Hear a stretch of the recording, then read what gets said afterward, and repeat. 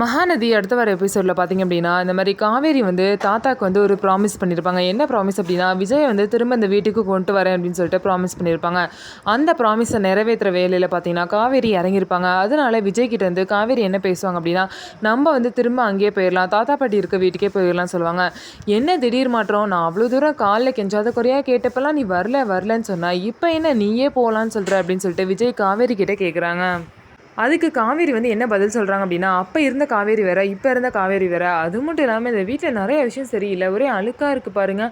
அது மட்டும் இல்லாமல் ஃபேன் பாருங்களேன், சவுண்டு வந்துக்கிட்டே இருக்குது. இந்த சவுண்டில் நீங்கள் எப்படி தூங்குவீங்க? அப்புறம் பைப்லேயும் தண்ணி ரொம்ப ஹார்டாக வருது அப்படின்னு சொல்லிட்டு பார்த்தீங்கன்னா, இல்லாத காரணத்தெல்லாம் வந்து பார்த்தீங்கன்னா காவேரி வந்து சொல்கிறாங்க.